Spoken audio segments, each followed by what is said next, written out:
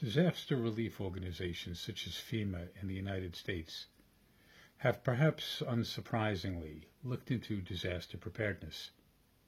For our purposes, disaster is being defined as a situation or a set of circumstances, either man-made or natural, so severe that absent rescue or relief, there's a high probability of harm, up to and including death. The results of the disaster preparedness research by FEMA and other relief organizations found that survivors of disasters may need to wait for up to 3 days before rescue or relief may arrive. And this led to their recommendation to members of the public to put together what they call a 72-hour bag, sometimes more commonly referred to as a bug-out bag or a go bag or a get-home bag. Whatever you choose to call it, it is essentially a portable bag that you can take with you in the event of a disaster or an evacuation, in which there are resources available to you to help you to manage to look after yourself and perhaps a few family members as well for a period of at least 3 days, hence 72-hour bag.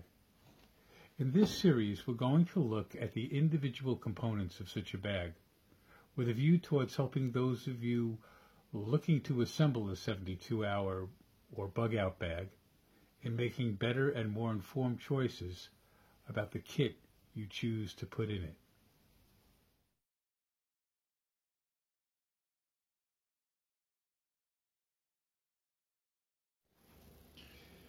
Some of you may have noticed I haven't done a video in the last few weeks. The reason for this, in part, is that I've been having a little bit of trouble with my phone. Bearing in mind that the phone that I'm using is my camera, my editing suite, my uploading platform to get onto YouTube, it's a bit of a problem. That said, it'll soon be replaced, and I've got it working at the moment, so this video is fine. But it does lead me rather neatly onto today's topic, communication. Now, in a disaster scenario, you are going to rely on the equipment that you have in your bug-out bag and also things that you may have with you. Now, your primary means of communication inevitably will be your phone.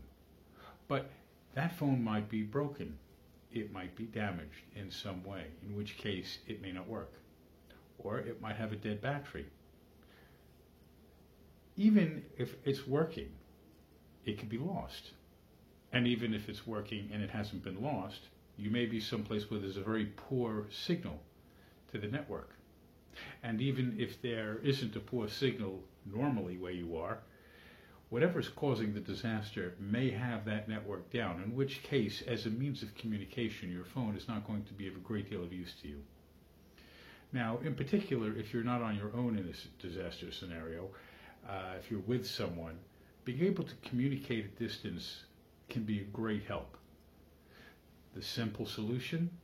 Two-way radios, walkie-talkies. Not the kind that you might have played with as a child where you had a range of perhaps 100 feet, but rather something halfway decent. Now, I'm going to show you the ones that I have, and I had 5 parameters for choosing these particular ones, and I'll explain them as we go along, and hopefully it'll give you some ideas to what might be a good choice for you should you decide likewise to have this kind of communication capability as a backup in your bug-out bag. Stay tuned. So these are the radios that I acquired. I got these through AliExpress. They are quite small, about the size of a modern phone. These come with a clip-on accessory that has a clip which allows it to be used on a belt. That's just plastic.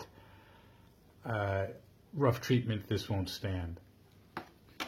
In the back, we have the battery cover, and inside is an 18650 battery, which we'll come back to later. Now, on the side, you have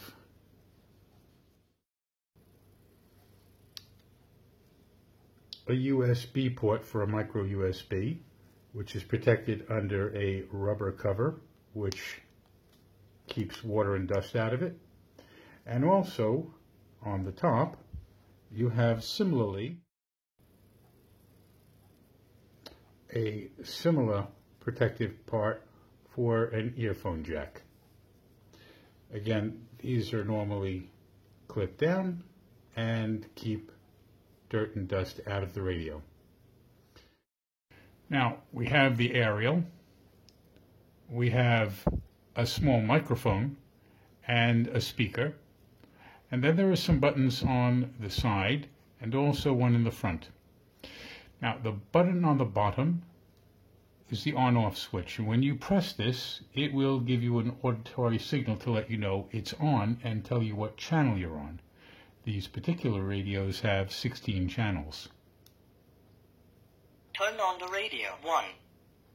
So by pressing that on a long press, it switches on, and if you wanted to switch it off, another similar long press on the bottom button will switch it off.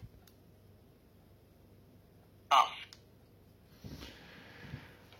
Now, on the side there are 2 small buttons and 1 long button. The long button allows you to talk, and the 2 smaller buttons allow you to adjust the volume and also select which channel. So if I switch this back on again, turn on the radio, 1. if I press the plus or the minus button, it'll make the volume go either up or down, and it will indicate that it's going up or down by a tone getting higher in pitch or lower in pitch. So raising the volume, for example, or lowering the volume,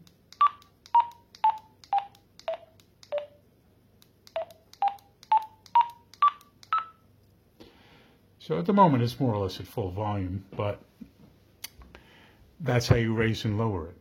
If you wish to do the channel, you press one of these buttons on a long press, and it will tell you what channel you're on. If you then immediately go for short presses, you can change the channel either up or down. 1, 2, 3, 4, 3, 2, 1, 16, 15, 14, 15, 16, 1. Thus allowing us to choose whatever channel we want.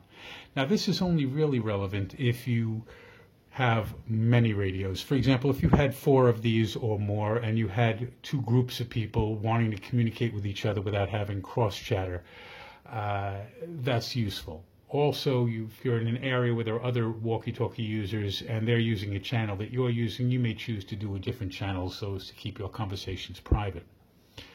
When you're going to communicate, you would press the side button, or you would press the central button.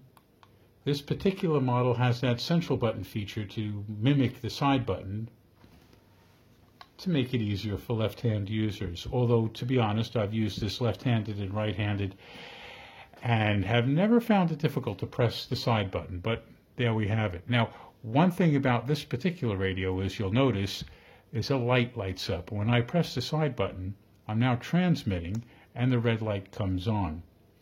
If I switch the other radio on for a moment. Turn on the radio, 1. If I press, I'm going to pull this away and put it behind my back because if you have them too close, they'll squeal. But if I press the key on the other radio, you see that green light. While that green light is on, it's actually receiving. You would never want to have radios too close to each other and press the button, because if you do, you get a squelch, which is a result of the sound feedback loop between the 2 radios. The set comes with a pair of charging cables, USB to micro USB. Now, one of the things about this particular set of radios is I did choose them for 5 specific parameters. One of them, in fact, was the battery, because I wanted radios that had the 18650 battery that I showed you earlier inside, and for a very good reason. One of the problems with bringing equipment with you is that you have to carry it, and if you have this in a bug-out bag and you have no companion, you're carrying dead weight, except not quite in this case. This is a smart charger for 18650 batteries, and it has an out and an in. So if I use one of these cables with this, it will actually, for example, if I take an 18650, pop it in. Now this particular battery happens to be fully charged. It is of the same type as go with the radios. And so this is showing me that it's fully charged. If it wasn't, if I plugged it in, this charger would nicely recharge it. Now, why take an extra charger when you can charge directly into the walkie-talkie? Well, mainly because this charger has an out as well as an in, which means that using the batteries in the radios with such a charger allows me to turn these radios effectively into power banks for other electronics. A simple example of which, if I put the charge cable into the out and hook the micro USB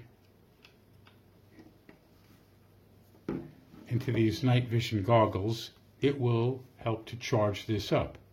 It could also be used to charge my phone. This, of course, was one of the parameters that I was looking for. I wanted them to be multifunctional. I wanted radios that I could actually cannibalize the batteries as power banks if necessary, should I not have a companion, so the weight isn't being carried for no good purpose. There were 4 other parameters that I was after. I wanted something with a decent range. Now, these particular radios are rated for 3 to 5 kilometers. Of course, that's under ideal conditions. In less ideal conditions, it might be half that or even less than half of that. But, for example, I've tested these out with my son, and getting communication over the distance of, say, 2 or 3 city blocks, even a built-up area, isn't too problematical. So they are actually quite useful. And in the field, away from buildings, the range should be even greater. Another consideration was I wanted something very lightweight, small, and compact. These can easily fit in your pocket or the palm of your hand, and they simply do not weigh very much.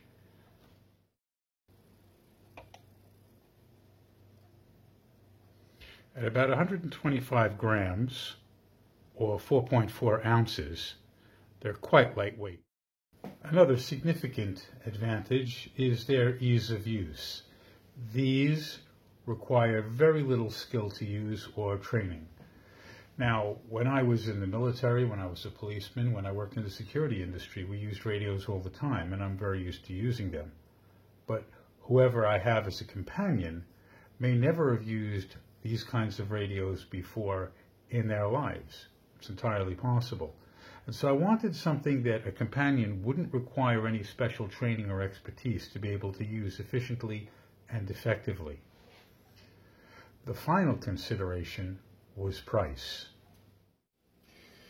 So in terms of price, both radios with belt clips and batteries and charging cables came to less than 20 pounds, which in American money at the moment is something in the neighborhood of about $27. Not expensive. And yet they have the capabilities I was looking for. I wanted something which had a realistic range that at 1,500 paces in the woods, you'd still be able to communicate effectively. I wanted something that would be multifunctional and allow me to use it as a charging device if I didn't have a companion. I wanted something that was compact, lightweight, and portable, which they are. And I wanted something that was very simple to use should I have a companion who's not used to using radios, because it is a little bit different from using a phone.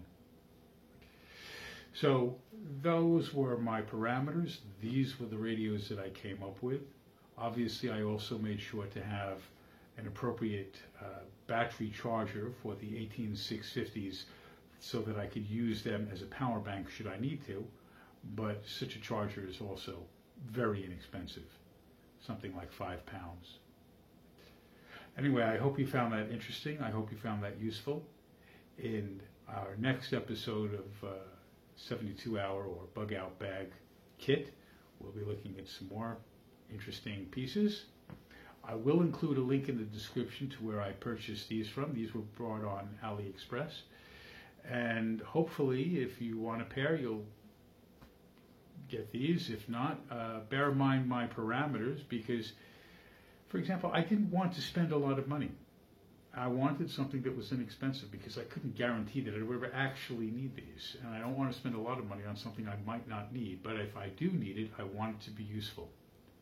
And I think I got the right balance with these particular radios. If you have any experience with similar kit, please mention in the comments. Share your experiences. If you like this, please do like and put the thumbs up on there, and consider subscribing and sharing this video. I think the more of us who discuss these things, the better prepared we can all be. Anyway, I hope to see you again in the next episode. Have a good one.